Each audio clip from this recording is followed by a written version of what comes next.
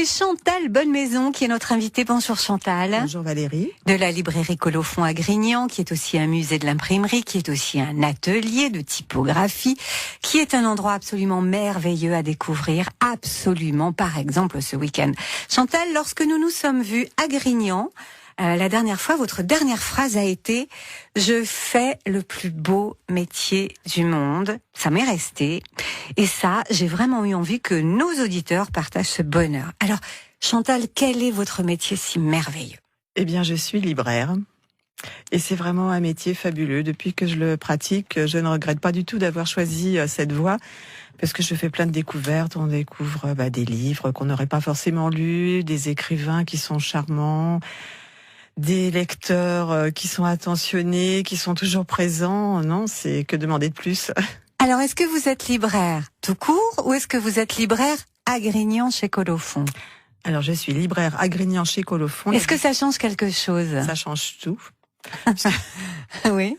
Ça change tout, parce que c'était un lieu déjà très atypique, puisque ce n'est pas seulement une librairie, c'est aussi un musée, un atelier. Nous recevons des scolaires.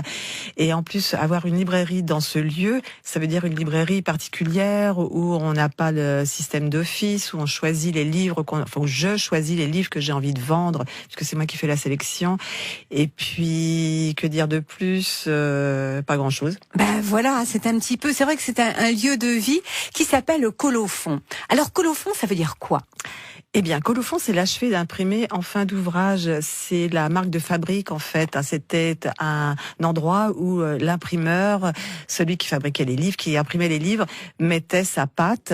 C'est lui qui terminait, et puis on pouvait avoir le temps qu'il faisait. C'était sur le papier, les indications sur le papier, enfin tout ça. Et il y avait toujours de très très belles formes, chose que maintenant on trouve plus du tout. Ça se résume en 2 phrases. Je vais l'imprimer le temps à tel endroit, point. Et c'est vraiment avant, sur les livres, il y avait une petite phrase comme ça qui était rajoutée. Non, il fait beau aujourd'hui. Ah oui, on pouvait trouver toutes sortes de choses, que l'imprimeur, le typographe s'était disputé. Enfin, je dis n'importe quoi, mais enfin voilà, c'était vraiment un endroit spécifique qui était dédié pour la fabrication du livre à l'imprimeur. Mais c'est vrai que maintenant que vous le dites, Colophon, j'ai l'impression d'avoir déjà vu quelque part, mais je sais pas où, ailleurs qu'à Grignan chez vous, bien sûr, mais ça me dit quelque chose. C'est pas possible. C'est pas possible. Non, Colophon est unique.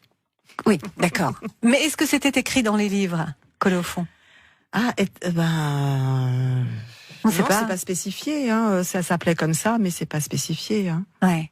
Alors c'est un endroit comme ça. C'est un endroit qui est à la fois une librairie et qui est à la fois un musée de typographie. Oui. Où il y a il faut déambuler, puisque il y a des vieilles machines. Il faut regarder. Il y a des explications. Vous avez des affiches, des vieilles affiches. Chaque machine a une histoire, puisque ça a été donné par des imprimeurs de la région Rhône-Alpes, PACA. Et puis il y a des bornes-sons, voilà. Donc des bornes-sons. C'est quoi ? Des bornes-sons. Il y en a une notamment, c'est un abécédaire avec des termes de métier. L'autre borne, c'est un concerto des bruits des machines. Comme quoi ? C'est-à-dire que c'est Capey est venu à enregistrer toutes les bruits des machines quand les machines tournent, et puis a fait un petit concerto qu'on peut entendre. Ah, c'est incroyable. Ah oui, mais il faut venir écouter. C'est vraiment. Alors, comme ça, on se promène dans le musée qui est pas très très grand, mais qui est magnifique. C'est très succinct, mais en même temps, ça couvre tout à fait toute la période du 19e, et on a ce bruit en arrière-fond qui accompagne. Qui accompagne la visite. Oui. Parce que c'est vrai qu'aujourd'hui, j'ai aucune idée de comment les livres sont imprimés, même si je m'en doute un petit peu. Bon, on travaille tous sur des ordinateurs, tout va très vite, incroyable. On parle dans son téléphone, c'est inscrit sur le téléphone, tout ça c'est absolument incroyable. Mais avant, il y avait l'imprimerie et la typographie, c'est ça, l'art de la typographie, c'est placer des lettres l'une à côté des autres pour que ça fasse un mot quand on imprime. Tout à fait, voilà. Vous faites des lignes en plomb. Et une fois que la page est terminée, que vous avez fini de la composer, vous allez sur le marbre pour faire la mise en place. Et après, vous mettez la forme dans la machine et puis vous tirez les exemplaires de livres. Alors ça a l'air simple comme ça, mais pas du tout. En fait, il faut que tout soit très bien calé, calibré, bien agencé? C'est un métier qu'on apprenait déjà en 4 ans, hein, qui n'est plus du tout maintenant formé, puisqu'évidemment, comme vous l'avez dit, hein, avec l'ordinateur... Oui, alors on peut paraître un petit peu vieux jeu comme ça, ou peut-être que vous vous dites, on sait bien ce que c'est l'imprimerie, mais je suis pas sûre que une jeune personne de 13-14 ans aujourd'hui sache qu'avant, pour faire des livres, il fallait mettre des petites lettres les unes à côté des autres. En fait, ceux qui ne savent pas, il suffit, au niveau des scolaires, qui demandent à leurs enseignants, d'organiser une sortie chez nous. Très bien. Il n'y a pas de souci, ils auront tous les renseignements. Merveilleuse visite chez Colophon, c'est au pied du château de Grignan, et Chantal Bonnemaison est avec nous. On ne bouge pas, on reste ensemble là tout de suite. Et c'est Chantal Bonnemaison de la librairie Colophon de Grignan qui est notre invitée aujourd'hui. Cette librairie, cet atelier de typographie, ce musée de la typographie, qui est en fait une association, Chantal. Tout à fait, c'est notre choix dès le départ d'avoir prévu une association et pas de faire une entreprise privée. Puisqu'une entreprise privée, ça veut dire que lorsque les personnes qui l'ont créée s'en vont, il faut la revendre. La revendre. Et on ne sait pas ce que ça devient. Alors qu'une association, il y a plus de chances qu'il y ait une pérennité. Et vous faites ça parce que vous aimez ce que vous faites. Vous aimez les livres, tous les 3, puisque vous êtes 3 aujourd'hui. Enfin, nous sommes 2 salariés, et puis il y a les bénévoles et Philippe de Vogel qui est président de l'association. Voilà, qui est un peu à l'initiative de ce projet. Enfin, il était là, il était porteur. C'est de toute façon, c'est lui qui a tout mené depuis après de nombreuses années. Hein. Maintenant, il s'est un petit peu reculé. Il est toujours présent, mais un peu moins. Il nous écoute. Hein. C'est bien pour ça que je fais attention à ce que je dis.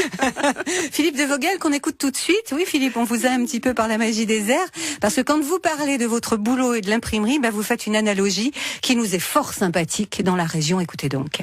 Alors, ce métier, donc, qui a plus de 500 ans, les premiers outils, les premières machines sont venus un peu d'une chose très particulière, c'est que l'inventeur, celui qu'on appelle Gutenberg, était un fin gourmet et surtout il adorait le vin. Et donc, en adorant le vin, il allait le boire. Et un jour, il a découvert que le pressoir, le vieux pressoir en bois, aurait pu faire une parfaite machine à imprimer. Ce qu'il a fait le lendemain avec un menuisier. Ce qui fait aussi que dans cette corporation, le rapport à la vigne, au vin et à la culture, on n'est pas, attention, les gros buveurs, mais on dit simplement que c'est un métier lié parce que, par exemple, on utilise du papier qui est un format à raisin, qu'entre chaque petit texte, on met une petite image qu'on appelle une vignette, qui était une feuille de vigne. On avait parmi nos clients des gens comme Rabelais ou comme Clément Marot, qui, Dieu sait, savaient magnifier cette histoire. Extraordinaire, cette analogie entre l'imprimerie et le vin. Oui, il y a énormément de termes communs, tout à fait. D'ailleurs, vous avez vous-même, avec beaucoup de modération et de modestie, on le sait bien, celle qui vous caractérise, mais quelques étiquettes de bouteilles de vin qui d'ailleurs sont sur quelques petites bouteilles dans votre librairie. Tout à fait, ça s'appelle donc la cuvée du confrère, puisque dans les ateliers, il y avait souvent des pots, et il y a une chanson qui s'appelle le Allah, hein, donc à la santé du confrère qui nous régale aujourd'hui, etc. Chantez-la pour voir. Non. Si, allez, la mélodie. Non, je suis libraire, je suis pas typo, donc je laisse ça au typo. Et oui, c'est pour ça que c'est un endroit extraordinaire. Mais c'est un endroit dans lequel personne ne veut rentrer dans le moule. Ni Philippe de Vogel, qui est à l'initiative de cet endroit extraordinaire, ni vous qui êtes, ni Johan, qui nous écoute aussi, ni vous-même, en fait, vous aimez être complètement libre dans votre boulot. Mais nous sommes libres. De toute façon, ce sont des métiers, que ce soit typographe, libraire, ce sont des métiers porteurs de mots où on aime la liberté, on n'aime pas qu'on nous impose ce qu'on doit dire. Et là, il y a comme un blanc, c'est incroyable. Faut pas qu'on nous impose ce qu'on doit dire. Et là, paf, un ange passe. C'est dingue. Non? Non, mais c'est pour ça qu'on a des problèmes avec certaines personnes, justement parce que on dit vraiment ce que l'on pense et que parfois ça plaît pas trop, mais bon, c'est pas grave, c'est dit. Alors, faut savoir que vous êtes aussi un atelier, quoi, et que, je sais pas si là nos auditeurs veulent se faire des cartes d'identité, pas des cartes d'identité, mais non, pas du tout, des cartes de visite, j'allais dire des cartes d'identité originales. Bon, non, des cartes de visite. On fait pas de faux papier encore. Pas encore. Enfin, du moins, on le dit pas à l'antenne. J'imagine, tiens. On aurait bonne mine après, vous et moi. Ou, je ne sais pas, moi, des menus pour une occasion, ou même se faire imprimer un livre, pourquoi pas, c'est possible chez vous. En fait, tout est possible. Tout est possible chez Colophon, bien sûr. Ouais. Oui, mais on a de plus en plus de gens en fait qui viennent faire des cartes de visite personnalisées, puisque pour éviter cette uniformisation, justement, on parlait de liberté, ben voilà, et pour choisir des beaux papiers avec des typos avec une mise en page et des un choix de caractères un peu différents, puisque maintenant, que vous soyez esthéticienne, coiffeur ou artiste, vous avez exactement les mêmes cartes. Vous cliquez sur Internet, puis vous avez un petit dessin et puis la même disposition, la même mise en page, les mêmes caractères, et rien ne distingue l'un de l'autre.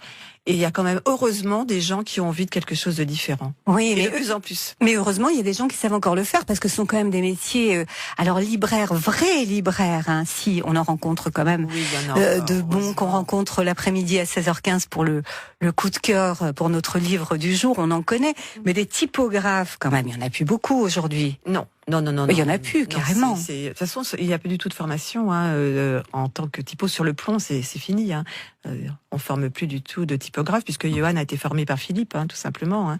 Il a eu une formation sur Johan a eu une formation sur ordinateur et la complémentarité sur le plomb a été donnée par Philippe puisque de toute façon il y avait nulle part où aller pour pouvoir apprendre la compo en plomb et le maniement des machines. Quelle bonne odeur, une imprimerie. On a beaucoup de nostalgiques qui viennent et puis c'est assez émouvant d'ailleurs quand ils passent à l'atelier, qu'ils font la visite et qu'ils ressortent parce que ils sont replongés quelques années en arrière.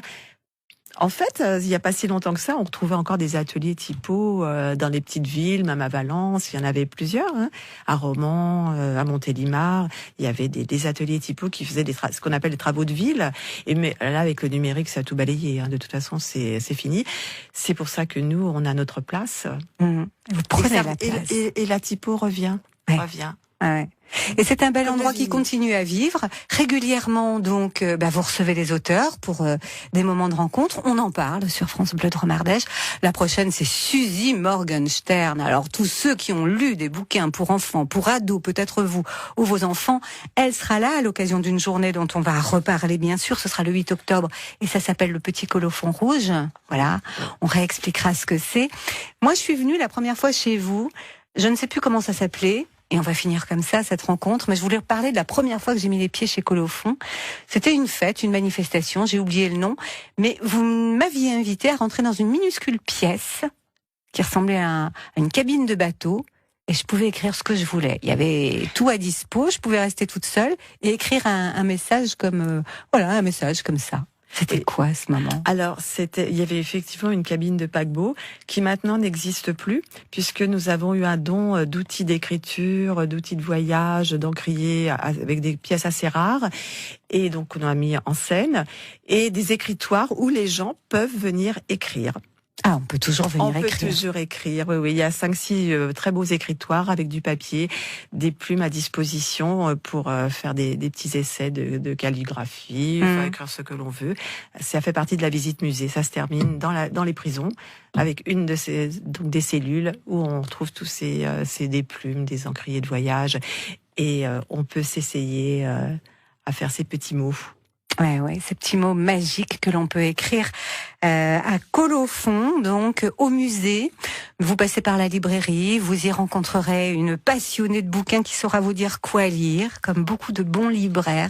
Chantal Bonne Maison. Et puis vous rencontrerez peut-être Johan ou l'âme de ces lieux, Philippe de Vogel, qu'on salue bien sûr. Merci beaucoup Chantal. Merci Valérie. Colophon, c'est ouvert aujourd'hui, c'est ouvert demain également. De quelle heure à quelle heure? Alors de 10h à 12h30 et de 14h à 18h30. Bon voyage et merci beaucoup d'être venu nous voir. À bientôt. À bientôt.